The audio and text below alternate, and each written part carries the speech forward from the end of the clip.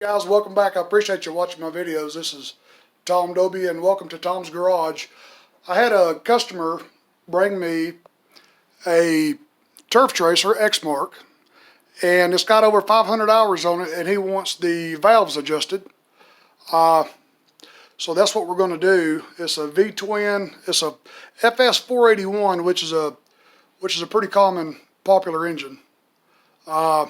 The first thing I did was I took the spark plugs out, and I'm going to take this recoil off because I want to lay my hand up here and just have control over the crankshaft. I want to put these pistons where I need them. Usually I just pull the valve covers off and just pull it, and when one is pushed all the way up and well, you know the other one is closed, so you can adjust that one. But I want to do it correctly. I want to show you guys how to put it at top dead center. And Jeremy, the Mower Mechanic 1, he showed us a while back this website right here, outdoorpowerinfo.com. What I want to do is just go to engine specs and scroll down past the ads. Let's see, where is it? I want to look at Kawasaki. I want to look at intake and exhaust valve clearances, and then scroll down to your particular engine, which is a FS481.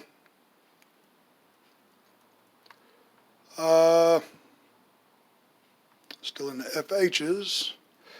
FS481. Okay. 0.10 to 0.15, which is 39 10,000ths to 59 10,000ths. So I've got my feeler gauge. Let me turn it around so you can see it. And that is 5 thousandths, which is, let's see, that's 0.127 of a millimeter. So that is right between, no, let's see, that's a little, yeah, that is right between 0.10 and 0.15, so a 127. And in inches, SAE is going to be 0.005, which is right between where we want to be. So put it at 5 thousandths. That'll be just good.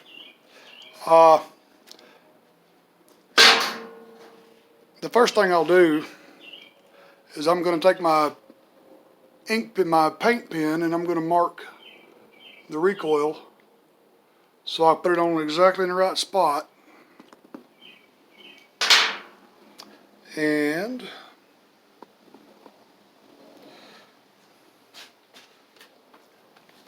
I'll just pop this off.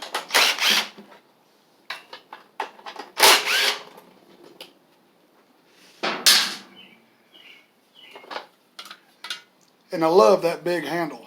That is great right there. This is not an electric start. This is a manual start, and that big handle is great.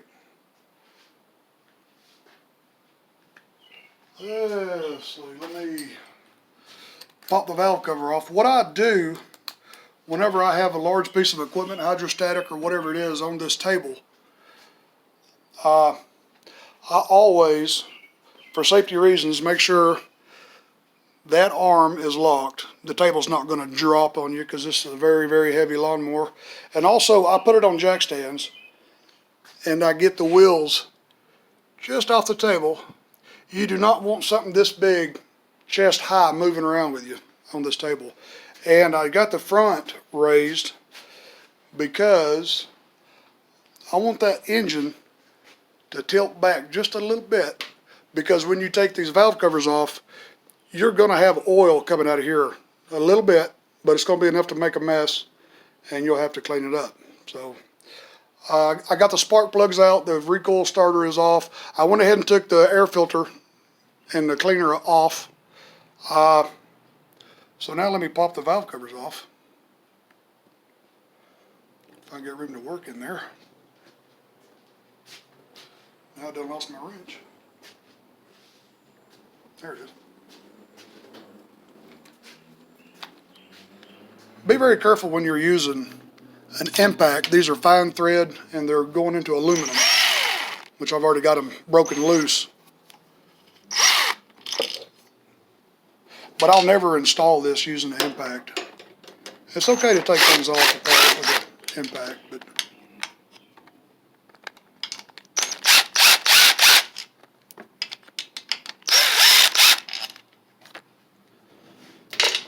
one more right between there.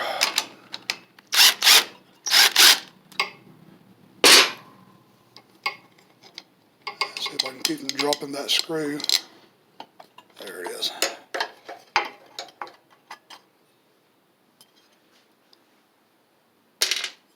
And there's the head gasket, the valve cover, and here's the valve cover gasket. You're going to want to replace this, even though this one looks really good. For $15, you can ensure that the customer is not going to have any oil leaks in the future and blame you for it. So always replace the gaskets. These are about $7.50 a piece at the local Kawasaki dealer. 11061-1285. They're a graphite, kind of like a head gasket. That's why I call it a head gasket a while ago, but it's a valve cover gasket. It's very simple.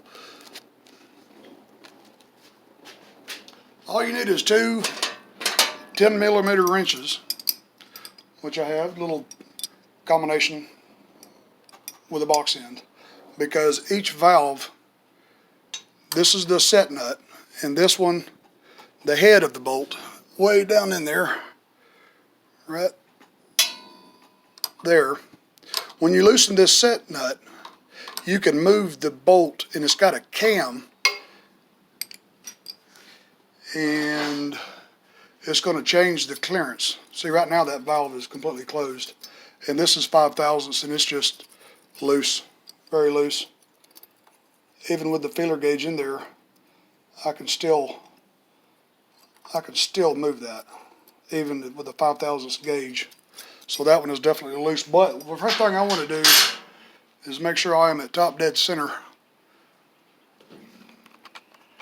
And I can see the piston in there. And I can see it may be just past top dead center. Let's see. Okay. That one is top dead center, so we know both valves are closed right now, and we know it's on the compression stroke because both valves are completely closed. You can see when I turn, you can see it go in, and it's pushing the socket extension out, and right there, see if I keep going, it'll go back in. If I rotate it back, it'll go right there, and it won't push it out any further, and it'll start sucking it back in again. So right there, top dead center, and it's on the compression stroke. Both valves are closed. Let me check the clearance on both of them. Oh wow, look at that. That is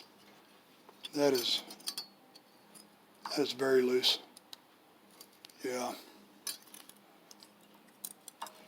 565 hours is what's on this one. So if I can get in there,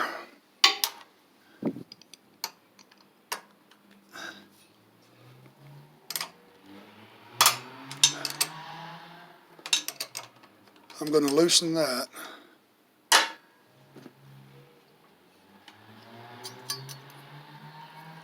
And at the same time, I'm going to turn that stud. I feel a little resistance right there. And look at there, which is a little tight. So I'm going to back it up a little bit. What I like to do is just enough to hold, that feeler gauge in there. I mean, this thing is pretty heavy. You know, it's got all the gauges in there, so all the different sizes.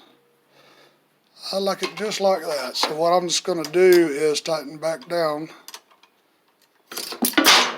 this set nut. If I get it to hang on there. Just give it a little snugging. Now let's check it again. And I have dropped my feeler gauge. There it is.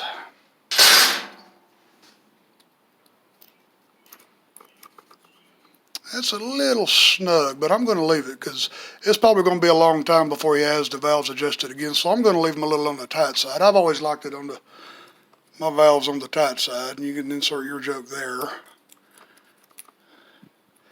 All right, I like that. And we'll do this one is the intake. You can follow it to the intake manifold, and this one is the exhaust valve. And you can follow it right under there. So you got to pack these towels and things under here because you're going to lose oil. I'll show you on the other valve cover. I have had this one off, and it has been sitting tilted back for about a day. And you'll see the oil pooled down in here. You don't want this wet when you put the new valve cover gasket back on it. I'll even take something and polish that up. It's got lots of residue. A little carburetor cleaner on a rag will do good. All right, let's check this one here. This exhaust valve, very loose. It's kind of hard to get to. I should have taken this guard off here.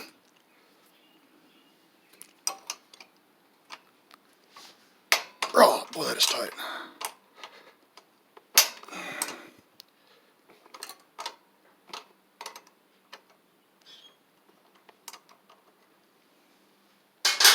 Looking at this bolt from the head view, turn it clockwise and it will tighten the clearance. And I have lost my gauge. There it is. Again. Okay.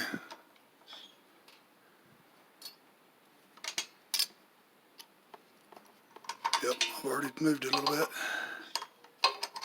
Oh, it's hard to get to.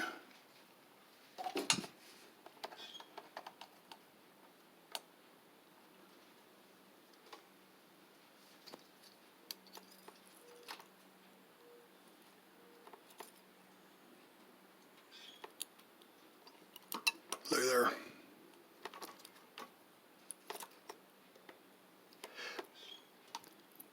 And when you tighten this nut, it may make that bolt move, and it will change what you decided to keep it at. So check it 2 or 3, 4 times. Don't be embarrassed to check it 150 times if you feel like you should.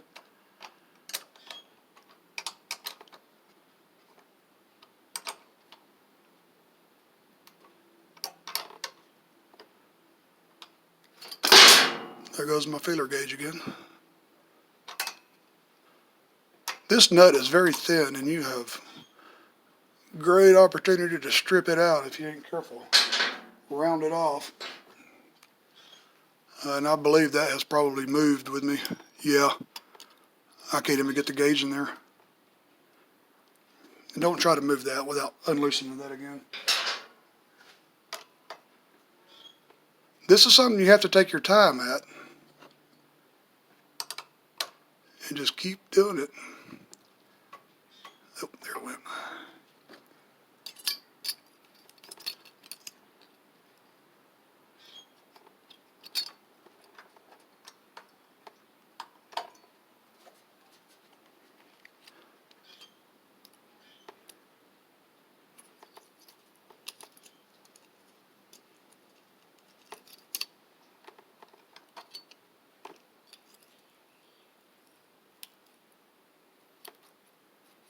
Alright, that's about perfect for me.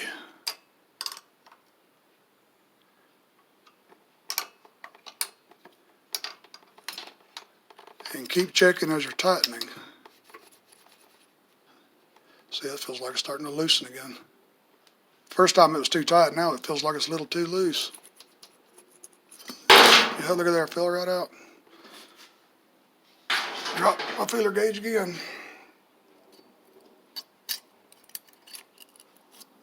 And make sure you're doing it right under that little divot. You'll see a little punched area. It's got a little point that comes out on the bottom. Right in the center of the valve stem. And that is still too tight.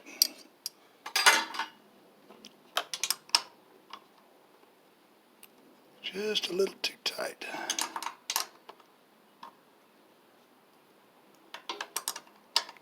I can grab a hold of it.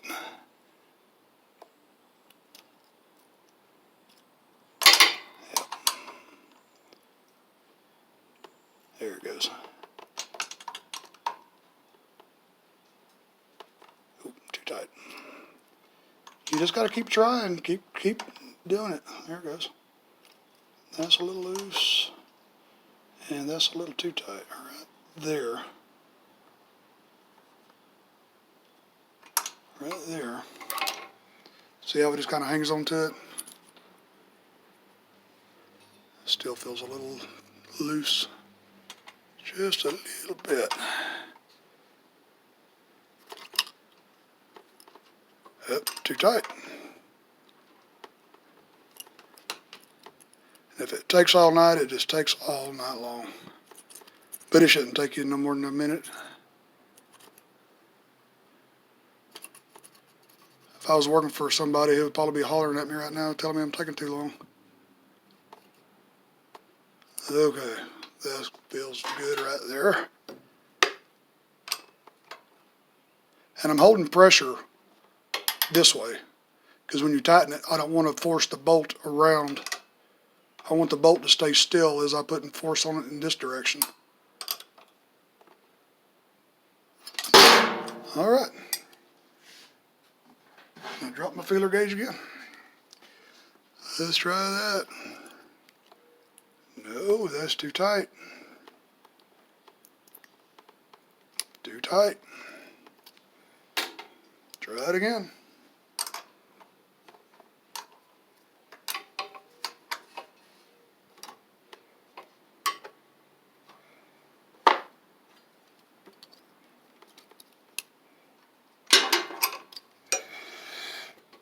Well, that bar is right in the way.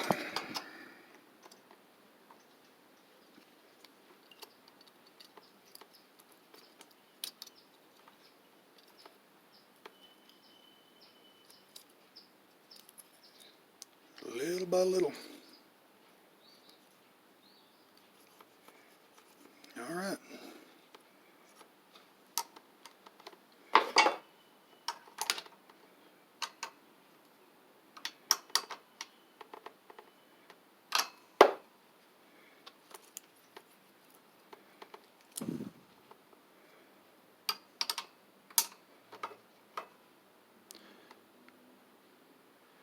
And everything gets so oily you can't hang on to nothing. Tighten it down a little bit, see how she feels. Still feels pretty good.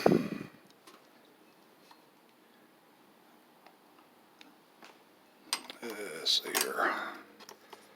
Still feels pretty decent.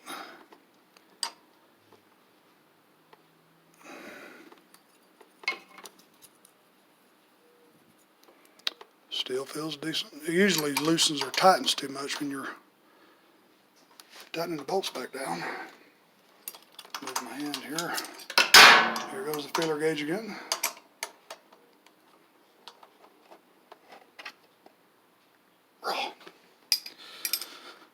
Okay. That feels perfect. Now let me double check, make sure that these nuts are good and tight, because they were really tight. I don't know the exact torque specs on these nuts, but just give it a good hunkering down there. Yep, that's good. This one is a little tight, but that's okay. Let me make sure this one's set nut is tight.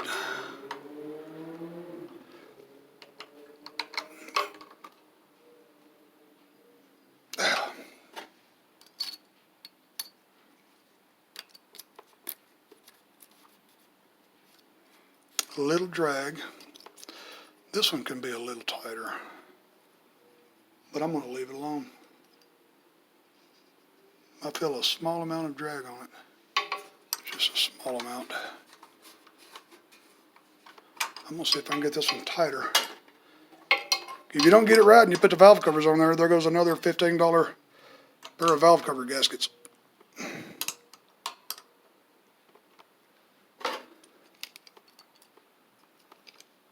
See, it moved a little bit, now it's too tight.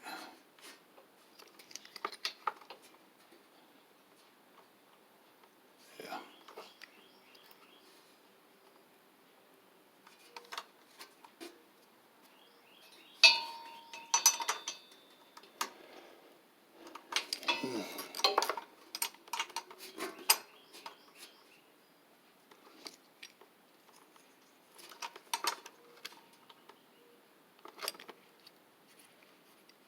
All right. And if it'll stay right there, that is absolutely perfect.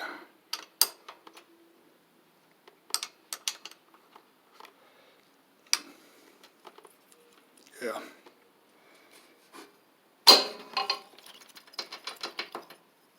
Nope, still too loose.